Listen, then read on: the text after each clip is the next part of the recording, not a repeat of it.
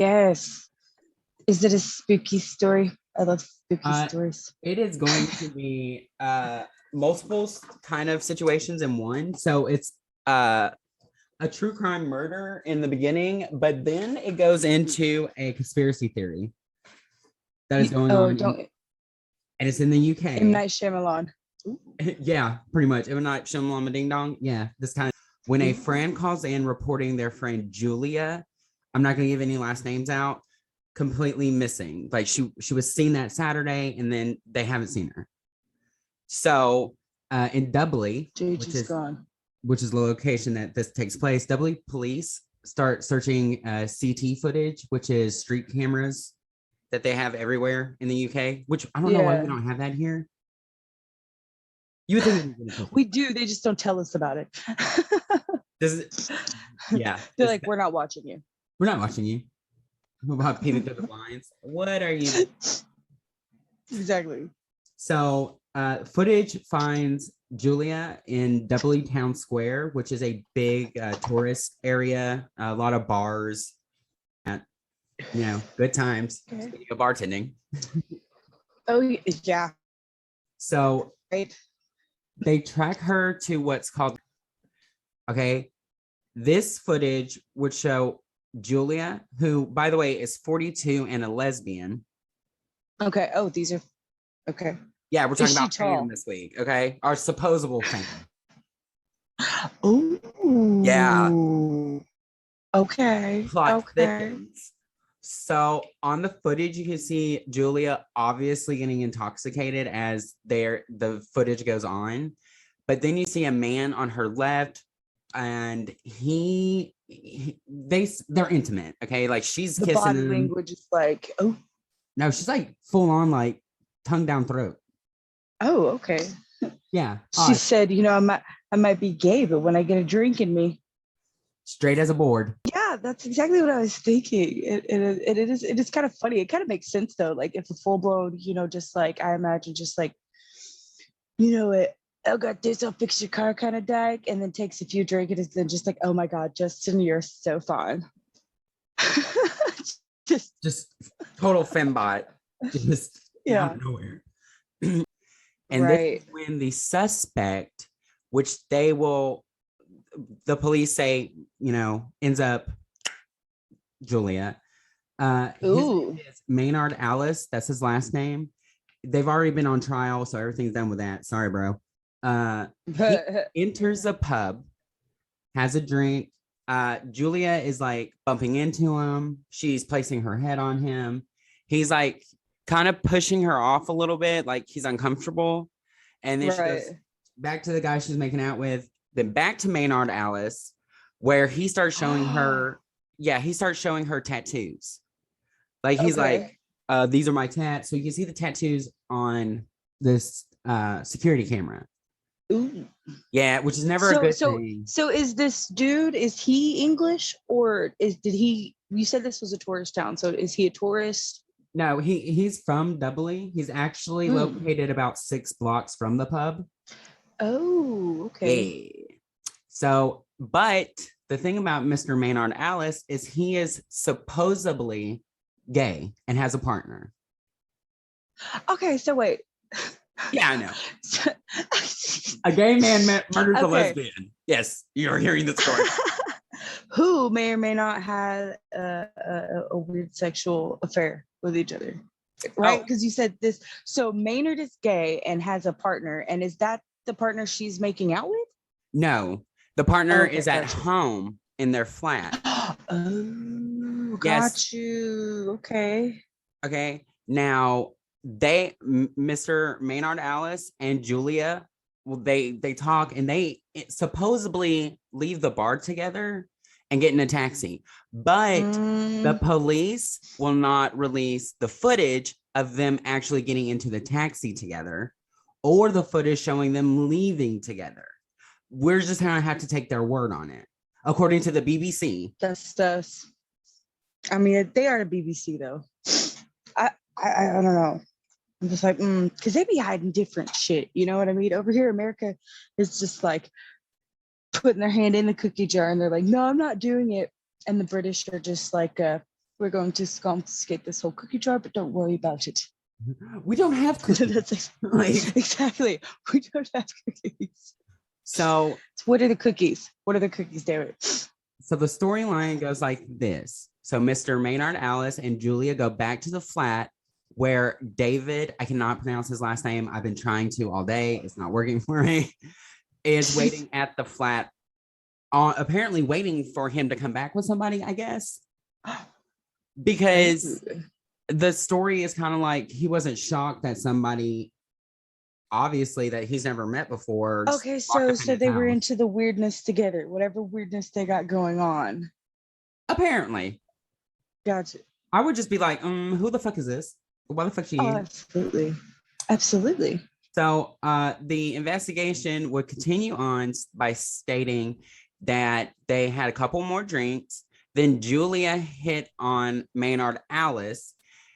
He, not knowing what to do and being uncomfortable, then took a bowling pin, like to roll dough, and bashed her 4 times in the head. Yeah, that's what they're saying. And then because he was freaking out after he did it, because he's like, oh shit, what did I do? Yeah, right. I just went ham on this chick's dome. Yeah, for no reason besides the fact that she hit on him, or supposedly. And so his partner and Mr. Maynard go into the bathroom with Julia trying to help the bleeding, but then she passes away. Clearly. So their plan from that point is to dismember, after raping her, apparently. Dismember her? Yeah. Yeah. Okay, so you're like, well, you know what? We've gone this far. You know, we might as well just go ahead and rape and dismember. I mean, we're already here. What? Look at this point. I know, that was my reaction. I was like, wow, that was dramatic turns of events. Yeah, that escalated so fast. And I mean, the whole thing is just like, okay, so they're just there at the flat, just having a couple drinks, dancing around the living room. She hits on him, and his first reaction is to walk into the kitchen, grab a rolling pin, walk back out of the kitchen, and then bash her 4 times. Then him and his partner drag her to the bathroom, chop her up, put her in, like, wrap her in trash bags, like, very tightly. Of course, right. You know, don't want to leave a mess. Yeah, but somehow in the flat, the detectives are only going to find 1 blood stain. Well, then they might be legitimate homosexuals, because if it is that clean and tidy. I know. You know, no, that is just, I really, because it's like nothing about this is like, it's like normal, fine. Absurd. Just right? Like, where's there acid involved? I just feel like, and the rolling pin thing. So I work in a pizza place, right? And we have a rolling pin that is wider than my chest. Solid aluminum. I mean, but just it's heavy even for aluminum. So that, like, when you said that, that's all I see is this giant aluminum rolling pin. Just, and where's the rolling pin? Where's the damn rolling pin? That police don't collect, and you can go onto the British investigation website and pull up the case file, which I have in front of me. There is no mention of them finding the murder weapon. They don't find the murder weapon. They're just apparently these boys, these young men who are 30 and 25 years of age, just somehow magically shoved it up their ass, I guess. I don't know where the fuck this bowling, like, where did it go? Yeah. Because it's up her ass. Well, they find her body. Well, okay. Her parts all over. Yeah. And here, now this is what investigators say happened the days leading up to Mr. Maynard-Ellis being arrested. So there is CT camera footage of them leaving the flat multiple times with bags. Mm-hmm. Okay. But the location of where they're headed to, they walk past where Julia will be found, like way past it. Julia's body is literally found about 300 meters from their home. Yeah, no. So you're telling me that their apartment was clean AF, but they were foolish enough to just like be like, you know what? I just really don't want to go this far. Just like, Yeah. We spent all the time chopping her up. We're tired. I mean, come on. And then the raping and the it gets better. So not only is there CT footage of them carrying bags out, but a couple days later, they once again, now, if you watch the footage, the original footage at the bar, Maynard-Ellis has no long hair whatsoever. But in this footage, along with footage at him at a different location, he has a long ponytail. Okay, if it was just like long hair, I could have insinuated a wig, but a long ponytail, like that's hard to pull off. No. Yeah. So a couple days later, they are seen again. Now they blur out the other guy's face, but it's supposedly David, his partner, throwing away a couch and carpet. But you never see the carpet ever in the footage. But police say, yeah, we saw him throw away carpet. But my point being, they are young gay men in a flat that's probably old. Replacing furniture and replacing carpet is not the weirdest thing a homo would ever do. I mean, well, no, but I just feel like, I don't know. There's a lot of missing context to this. You know, it's like a lot of we know what's going on, so you don't need to know what's going on. But it's like, do you really know? Because that's what I'm saying. There's a lot of reaching. Something is clearly off. So on the original camera footage at the Dudley bar where they were found to be like, oh, well, this is how we link them together. The footage will go from color, and then when Maynard-Ellis walks in, black and white. But it's from the same view? Yeah, from the same camera. And this is footage that the police released to the public and BBC released. And not only that, but outside before Maynard-Ellis enters, he's wearing a black baseball cap, black jacket, and a black pair of shoes. Entering the bar, he is wearing a black hat, black shoes, white jacket. Suspicious, right? This is where, okay, now I see where the conspiracy theory part comes in, because what? Yeah. And on the first footage that's in color, there's a timestamp. And the timestamp is like thorough. You're like, okay, cool. We know what time it is. But when Maynard-Ellis enters, at the same time it goes black and white, the timestamp's gone. So some people are saying, well, this could be from a different day. Maybe Julia was a regular there. Maybe he was a regular there. You know. Okay, so but why? But why? That's what I'm like. Why would plot thick? I see what it's about to get a whole lot thick up in here because there is a very absurd thing that's about to happen. So police release to only doubly security in the shopping center, only the security there. They don't release it to the public or anything. Description of Maynard-Ellis and the photo of his tattoos. So security finds him shopping, calls the main police and like, hey bro, we found the dude with the tats. So, and there's body cam footage of this part where officers approach Maynard-Ellis and his partner David, and they're saying, hey, you look like this guy on CT footage that was last seen with a missing woman. She's been missing for 11 days. We would like to talk to you. And he was, he's caught off guard. I mean, I would be too. And so they don't show how awkward apparently this situation is. Like there's no dash cam footage that we're allowed to see of the chest cam that they wear. Yeah. And apparently he was trying to negate the fact that he knew her. He was very like persistent, which anybody would be. Yeah. So they arrest him under suspicion of kidnapping. And but they don't arrest his partner at first. So his partner, I guess, goes home, takes a bubble bath or something. And then police end up bringing his partner in and then arresting him as well. Now, so they have been searching for a total of 74 days for Julia's body at this point. Randomly, a day after they arrest these boys, they find Julia's body dismembered. Listen. Your phone said nope. It did. Oh, where we go? Hold on. Back to me. There we go. Boom.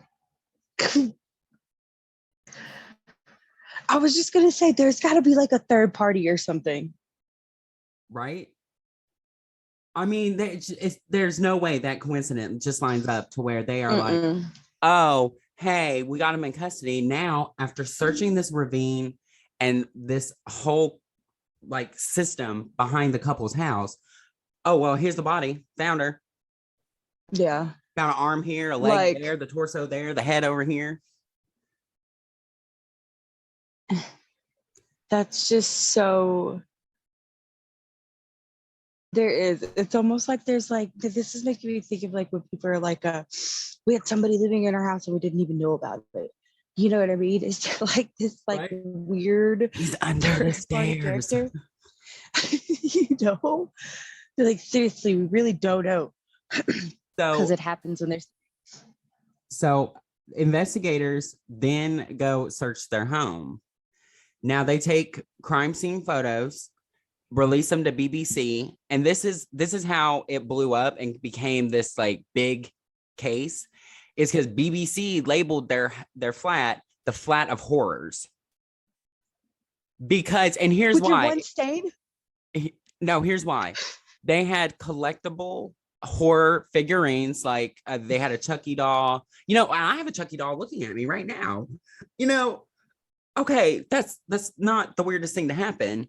No, exactly. I'm like, that's. And David is a artist who makes custom horror Halloween mask, and he was making a bunch of them for this festival that was happening in October. So he has them all over the flat at this point. Right. And I mean, looking at the photos, they're just running with it. Yeah, I'm looking at the photos. I'm like, okay, well, they just like true crime like every other person in the world. Like, it's not unheard of. But BBC labeled it the flat of horrors. Flat of horrors. And apparently, Maynard-Ellis was very into forensic science. He actually would take a class in his like teen years on forensic science. Mm-hmm. And they're saying because he took this class, he knew to wrap the body tightly so no flies or cadaver dogs could smell the body. But he didn't wrap a hand completely tight, and that's how they found the body, is a hand was sticking out. Listen, a gay man is not going to miss that small detail. I mean, now, no. Another part of this conspiracy is on the Maynard-Ellis and David chopped the girl up. They killed her. They're saying that Maynard-Ellis and David are just roommates. He's not gay. That he's used this as order to say, well, why would a woman be in my flat? You know, I'm gay. Like I had. Oh, like it's okay. Got you. So it's kind of like pulling the gay card. Right. To like the most extreme. Because that's pretty extreme. That really is. This so whole thing is just. Yeah. So it's just like taking the craziest cop outs and just going like, oh my gosh. It's like, I don't feel like doing my job today. So let's just throw evidence wherever it fits perfectly and then go from there. Exactly. That's what I'm like. I'm just. It's suspicious, right? There's so many holes in this. It's like literally somebody took Swiss cheese and was just like. This is the case file. Yeah. At first, when I was reading this originally, I was only reading like the BBC like release statements and then what the internet had to offer. And it looked like an open and shut case. Boom, he killed her, done. But then hopping on YouTube, there are YouTube videos of this footage and everything else. And a lot of people are like, wait, that's not the same guy. Yeah. This guy is broader built. He has long hair. And how come no one they didn't even look for the guy that Julia was making out with, who also leaves the bar at the same time Maynard-Ellis and Julia leave. That third party? Yeah. Suspicious third party. My thing is, yeah, okay, this is the guy that she was making out with. What role of government do you work at, sir, where you can pull something like this?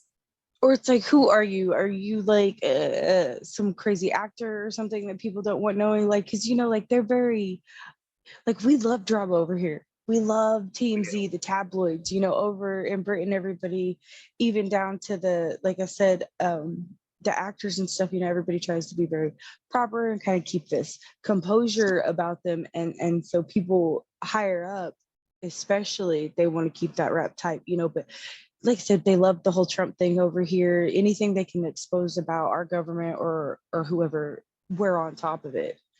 Yeah. And so that's why I'm like, who is this person? Like, just who is this person? I mean, they blur out his face. You never see his face the entire time. They never released any undoctored evidence that this third party was ever investigated. Like, there's no one even spoke to him, apparently. No one looked for him or nothing. And I don't think we even have a name, do we? We've just dubbed him the third party person. Well, I mean, I just dubbed him the guy that Julia made out with, because the guy Julia made out with.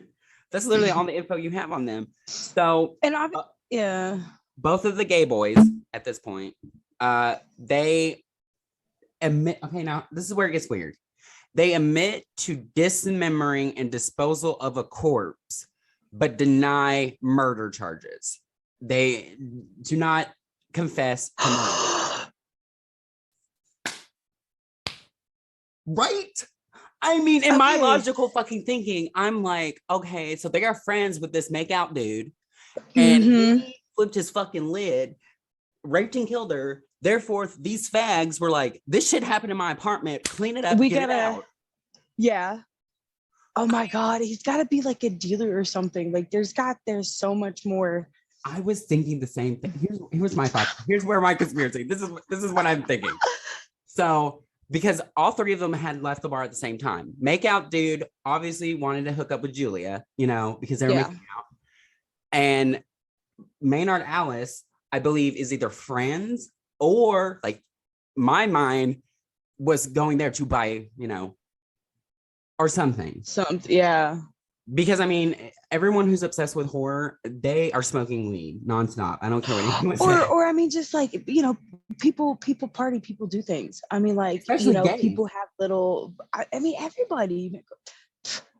Where I work, everybody's on something. Everybody needs to be medicated somehow. So I think it was his dealer. They just go back to the flat.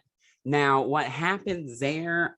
I would say Julia at some point is going to be like, okay, dude, like she's sobering up. She's like, gross, dick, get the fuck off me. And he reacts violently to that. Yeah. And then because the gays are like, oh, we are not going down for this. They're like, we'll chop her up. And I don't even think they dismembered her, because I mean, that's a lot of work. It really is. And like, I get tired cutting a pizza. Yeah, but see, I see where you're going with this. For me, I feel like we're definitely on track with the drug thing. But because you said in Julia, in the video, Julia would go from like one to the other kind of, but clearly Maynard was like pushing her off.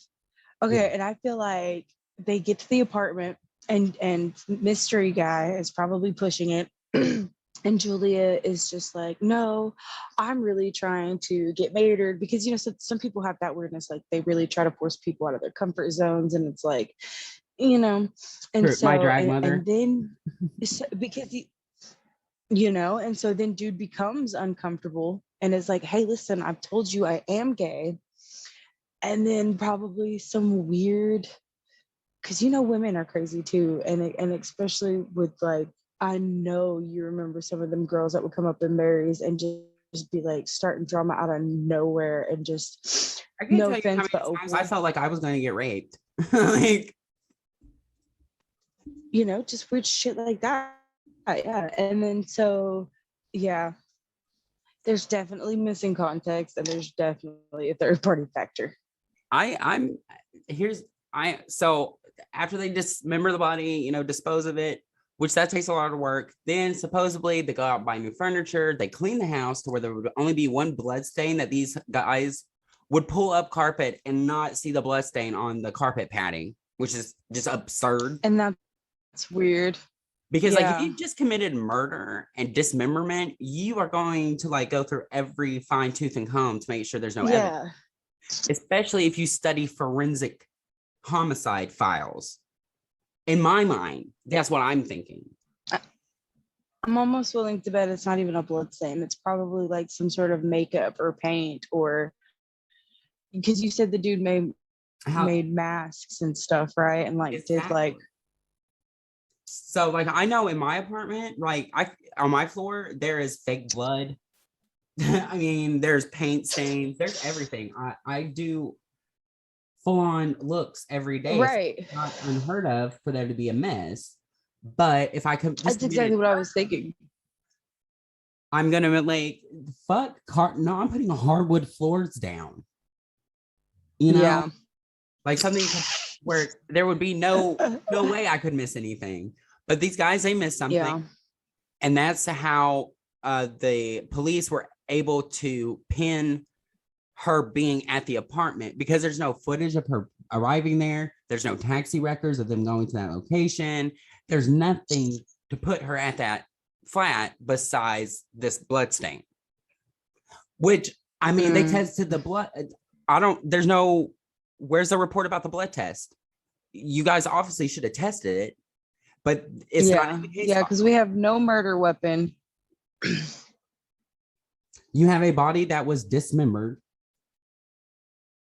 and a stain. I'm just gonna call it a stain at these gay guys' flat, but because they threw away a couch, which apparently was covered in blood, but on the footage, you never see a blood stain on this couch and the carpet. So there's no way that they could locate what dump this couch went to. Suspicious. That's exactly going to be my next question. Yeah. To me, like, and a lot of people who are on the side of, no, the cops did their job right. They're like, well, tell us why they would frame this guy and his partner. Easy. Because somebody inside committed the murder and they don't want a detective to go to fucking jail for murder. Somebody, definitely. It definitely is. It's got to be. Oh, God, no doubt. I didn't even think about it actually even being like another cop. What I'm saying, and here's my theory, because if you watch the documentary, which you can find on YouTube, which the Dudley police released, as in, oh, look at us, we did such a great job. The lead detective looks suspiciously similar built to the guy that Julia is making out with. I swear to God. Google it. Like, I'm not even. Anyone who wants to come to me and tell me that I'm absurd, Google this shit. I mean, it is like he's saying built. Granted, he's wearing a hat, but I mean, oh, that can, yeah. Man bun it. Yeah. So they put these guys on trial.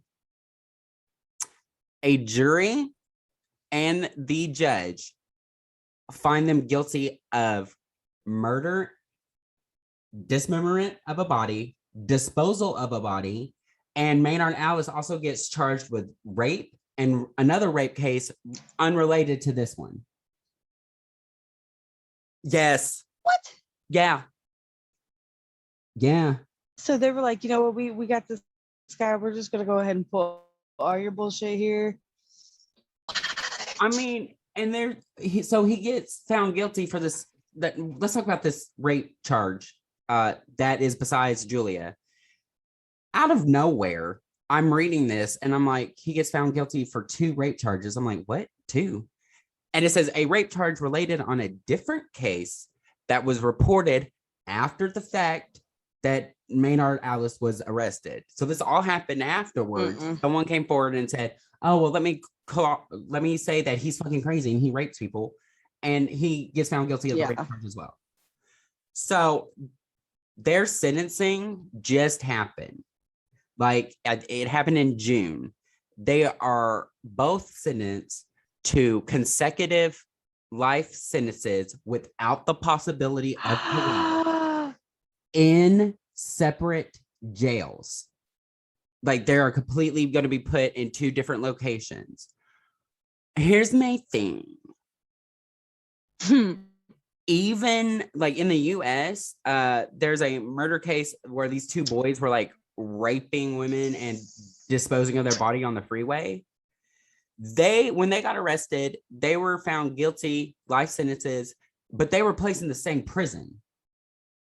Yeah. So is it because supposedly they're gay, they don't want them in the same prison? Or is it because they would have time to communicate and be like, nah, we got to figure this shit out? You know, because like I said, they admitted to dismemberment and disposal of a body, but they both denied the murder. Which I'm like, are they really even in prison? Were they like, listen, you take this rap for this, and we like put you in a come on, help me out here. Protection, a witness protection thing, right? You know, like my thing about it is you're already the sentence alone. Google it. For dismemberment of a body alone, not disposal, just dismemberment, is 15 to 30 years. So that's pretty much life sentence. Yeah. And then disposal of a body is another 15. So that in itself, you're already going to go to prison for life. Might as well say that if you killed her, just admit to it. And why the 2 life sentences? Like usually they only do that if there were like 2 people, you know, you get a life sentence per person. Yeah. You know, like if I killed 3 people, they'd be like, you get 3 life sentences. Well, the reason why they were found for 2 consecutive is because they added the dismemberment of a body and disposal as 1 life sentence. Okay. And then murder would be their second one. And then Maynard-Ellis got these rape charges, which put him now in prison. If he makes it past, we're at 50, 80 years now in prison. If he makes it past that, he still has another 10 to 11 years to serve for rape charges. So Maynard-Ellis is at 91 years and his partner is at 80. Wow. Yeah. I mean, I want to look into this Dudley police chief detective guy, you know, like what other cases has he been involved in? You know what I mean? Like, this is crazy. I'm going to ask you this question. Okay, so you walk into a flat, you see nothing but horror memorabilia, snakes, iguanas, spiders like in cages, and all these horror masks. And these 2 guys, David is reported of not speaking besides a couple words to Julia the entire time she's there. And Maynard-Ellis is a lot like me, where I speak about like Ted Bundy, Jeffrey Dahmer, like all these horror, like true crime cases. What would be your initial response? And would you, because in my mind, I'd be like, I'm getting the fuck out of here. No, right. But like exactly, like if I felt like there was any kind of immediate danger, I don't know. I feel like I have a fairly pretty exactly like I don't know. And didn't they say that they supposedly had like hung out before? Apparently, according to detectives, they knew each other. Maynard-Ellis, on the other hand, says, I never met her. It was just by chance. So you had, and the investigators even go in to say that they had a sexual perversion and they fantasized about dismembering a female, specifically a female, and torture of a woman. But there's no torture or anything found on her body that would suggest that she was tortured. She was just bludgeoned in the head. But detectives would use this fantasy as motive. So Maynard-Ellis went out that night, picked up a random woman, which we all know serial killers have a type. They just don't, hand pick whatever. Yeah. And he took her back to the place where David was waiting, knowing that Maynard-Ellis was going out to get a victim. And then Maynard kills him. They both dismember him. They both dispose of the body, the couches, and the carpet. They're arrested. Oh, mind you, this body, after that they were arrested, the body's found. Yeah. So, I mean, like, they didn't search that area before. Bullshit, because you can go on now. Yeah. The head of the search party stated that they started the last spot that Julia was seen, and it was at the Maynard residence around the area. So that's where they started 72 days ago. So unless they had dumped the body after they have already searched that area, it would have been found. I call bullshit. Mm-hmm. I call shade. I call bullshit. It just doesn't add up. Why are these gay men? First of all, me as a gay myself, I prefer a lesbian woman any day of the week over a gay man. It just doesn't add up how a gay man two gay men murder a lesbian, chop her up, throw her body because they sexually fantasized about doing it. No. So and here's another thing. Why would he bludgeon her for being uncomfortable if his whole initial plan was to rape her dead body and chop her up anyway? Right. Not only that, but why go through? Obviously, any smart person would know, especially if you study true crime and forensic files and forensic evidence, that to go to such a public place, pick up somebody. Why not do it all online? Mm-hmm. There's an app called Tinder, motherfucker, where you can just randomly pick somebody. Absolutely. And nobody knows about it. There's easier ways to go. It's just, I feel cops had nowhere to turn. They didn't know. So they're like, okay, well, this fits. So they're just cramming puzzle pieces together. Yeah. Mm-hmm. So it's definitely a cover up for somebody else. So there's a whole. Also, you guys can check Reddit. Reddit's a good source of information if you want to go through absurd shit, because people are crazy on Reddit. Let's just absolutely. You go to the true crime part of Reddit, and it's like, what is going on here, guys?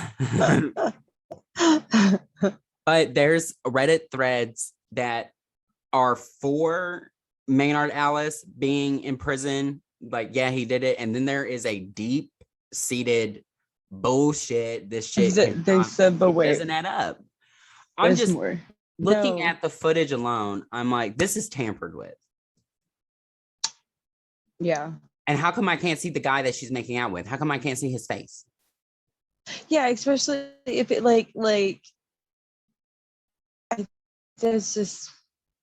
it's not making sense, love. It just don't make any sense.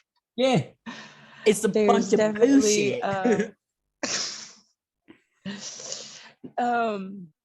No, I've definitely, yeah. And the fact that you're like, when you bring up the detective on the case and his build and different things, and just the fact that there is this, it was important enough to be like, yeah, she was making out with this dude at the bar, but not important enough to go any further than that. Right. Not even to like release his face to the public. Just do that. And then all the conspiracy will die along with it. But exactly.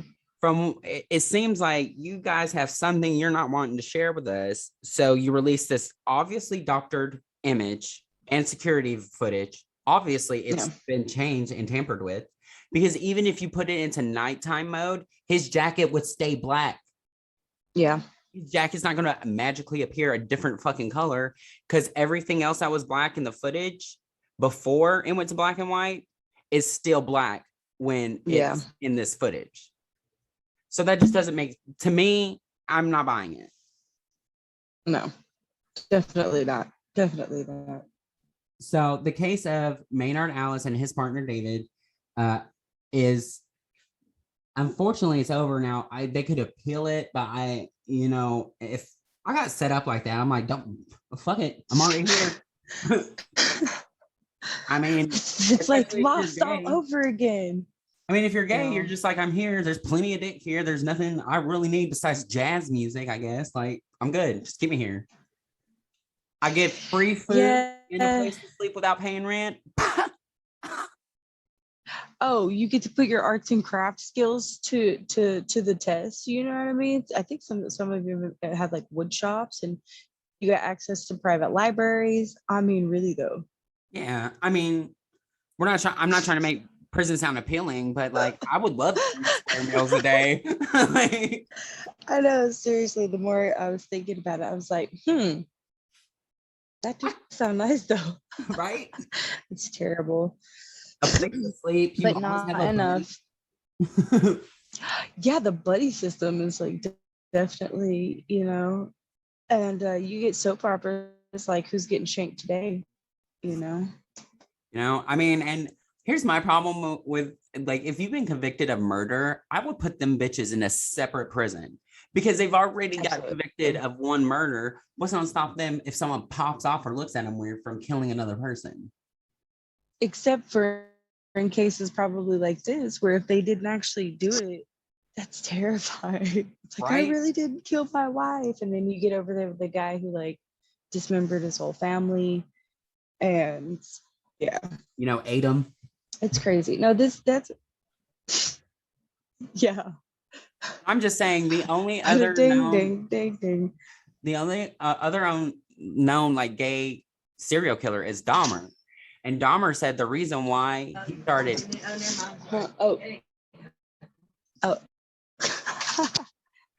Mom. The only reason why Dahmer said, well, I ate them because I didn't want any evidence left behind, and soaking in the acid wasn't going as fast as he wanted. So, I mean, and that's, I mean, I would probably think the same thing too. Like, if I'm killing people, I don't want people to know that I have this body. I don't know if I would eat them because, ew, but I would definitely. Okay, so I've got one for you. Uh-huh. I'm not gonna give too much away, because I definitely want you to look into it. And this happened like really close to home. It's like actually in between Fort Smith and McAllister. So up in these mountains, these 2 gay men put an ad out. I'm just gonna leave it at that. I just look up 2 gay men put an ad out in the Podo Mountains. Okay. Like right now? And it's just, if you want to right now. All right, let's do it.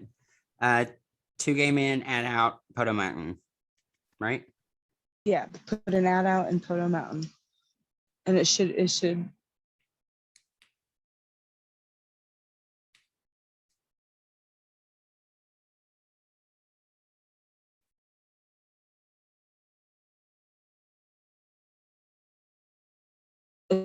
if nothing pops up, let me know, because then I'll just add one more word and I know it'll have to. How do you spell Podo? Poteau.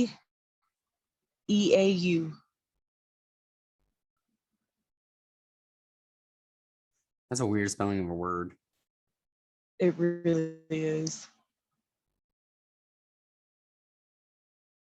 I like how I do this, and it's just nothing but a bunch of porn sites. Wow. I swear to God.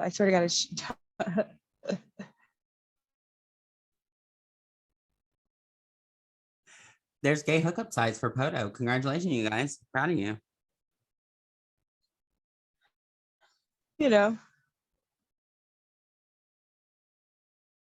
Okay, I'm gonna need more deets.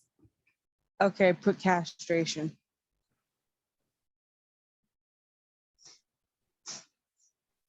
Two gay men put ad out in Poto Mountains castration. Check out these pictures. Okay.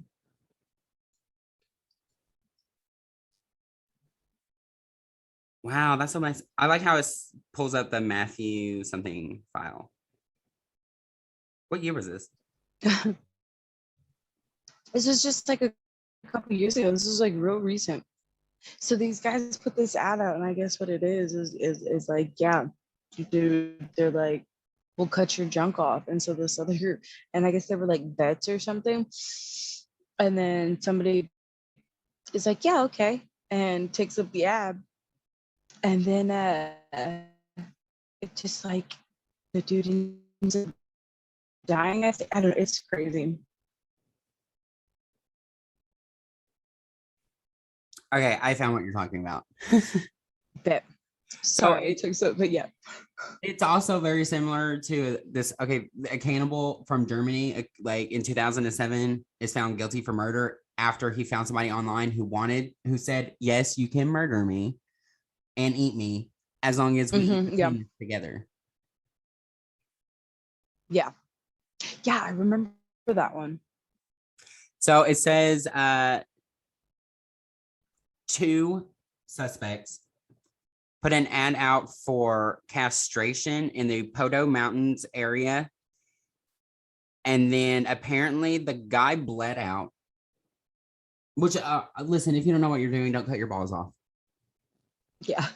I mean, you're going to bleed out. There's a lot of major arteries going on in there, okay? Mm-hmm. And so apparently after he bled out, they were like, my bad. And that's a gay, like, I'm not trying to say gays are catty, but I mean. But see what I'm saying? But there's no like, if I'm not mistaken, there's no dismemberment involved. You know what I mean? They're kind of like, yeah. We're like, oh, well, my bad. He's dead. Just push him off a mountain. Like, it's fine. He fell. Woo. Yeah, he wanted this. He said it was fine. I think there may have been contracts involved, but it's just, and that's 30-minute drive from me, more or less, to the city of Poto. Well, if anyone in Poto is listening, shit, you guys got some issues. Listen, I mean, there was a serial killer here in Dallas for like a year and a half, completely running around murdering trans women of color, and the gay community were just like, well, we have to dance tonight. Like, I'm not trying to be a bitch to the gay community, but like, gays are self-centered. I mean, but you know what, it's also kind of fairly understandable, because sadly, when you're aware of the stuff that's been happening, you know, like racism and stuff, you know, people who are victims of race, you know, they're like, it sucks and all, but like, you know, people who've never experienced it and then they do experience it for the first time, they're just like, oh, and where other people are like, yeah, that's just what it is, man. Yeah, I mean, unfortunately, in most circumstances, and this is why it's hard to believe that these 2 gay men just picked up a fellow LGBTQIA member and were, you know, horrifically murdered and dismembered her, because we do feel sympathy for people in our community, because we already know that shit outside of our doors sucks. It's horrible. Yeah. I mean, I've been fired for being gay. I've been gay bashed. My house have been ransacked. Faggots been spray painted on my walls before. That shit's fucking hard. So it's hard for me to believe. Now, if she would have been a heterosexual woman, okay, maybe. I don't know. But somebody in our own community without knowing them. Now, there are gay men I would hatch up. But they're they're exes. Like, you know what I mean? Like, right. No, there is just very much so a lot of missing context, and you can see that they've taken a lot of you know, it's like when straight people, they're like, oh, I'm cool as long as you don't hit on me, and you're like, as if you're really that cute. And then here you have this gay man who's was so uncomfortable with this being hit on by a female, and so he bashes her head in, but yet was so obsessed with the idea of sleeping with just no. Y'all are literally putting two different things together. They're There's pulling a a huge stunt. missing piece to this. Absolutely. I will say here's the enigma verdict on this case. I smell a stunt. It does not seem right to me. I don't understand why you admit to dismemberment and disposal, but you won't admit to murder. And I don't understand why the cops won't release this other guy's face or any record of them even looking into this guy when all three leave the establishment at the same fucking time. Release the footage of them getting into the taxi. Release hardcore evidence that makes me and everybody else who are on the side of these guys did not do it believe that she went to their location. They where's the murder weapon? It's just my verdict is I call bullshit. I feel bad for these guys. I mean, yeah, they admitted to dismemberment and disposal, so you guys should not have done that. Any common sense human being knows not to do that. So on that, if you guys did it, you guys got to serve the time. But I think you should only serve time for what you actually did. And I'll leave it at that. Yeah. Yep. So everybody, don't go to Dudley. Don't go to Dudley, guys. Okay, stay away from Dudley. So everyone who's listening to my Murder on Mondays podcast, I have been Enigma. Where can they find you at? This is my beautiful drag daughter, my first child ever. Hey, you can find me at TikTok. I'm finally back on that at Risha Goodwin. You can always hit me up at Snap, Risha Goodwin, or Risha G2020. And this has been great. I love her. Thank you so much. My daughter has an amazing singing voice. That's why she became part of my drag family. Wait, that was another thing. I'm about to purchase a beat and get back into the studio. So big stuff coming up with that. I'll definitely let you know more about that. Stuff you is do know as soon as you release that song, I'm doing a lip sync to it. Like, I will get back in drag for this. Absolutely, please, yes. Yes. This has been great. We have to do this again. Absolutely. I would love to have. I also do Wacky Wednesdays where we just talk shit on a Wednesday. So I would love to have you back. But I usually close on Wednesday, so like after 10, it's super dead. So we might have to do like a Papa's version. Oh, fuck yes. That would be even cooler. I didn't even think of that. And I'll go to a random location too, because my store's already closed by the time that happens. Perks of working at Starbucks, you get nights off. Yeah. So again, guys, thank you for joining us. Make sure you show some love to my amazing co-host. She's been great. I love you so much. Thank you for doing this with me. And we will. You too. Absolutely. We will investigate another murder next Monday. And make sure you check out the podcast for Wacky Wednesdays and What the Father Fridays, where I get to tell my dad conspiracy theories and let's see his mind unravel. Oh my God. Yes. Yes. Thank you so much. Y'all guys be safe. And remember, I will love you till death do us part.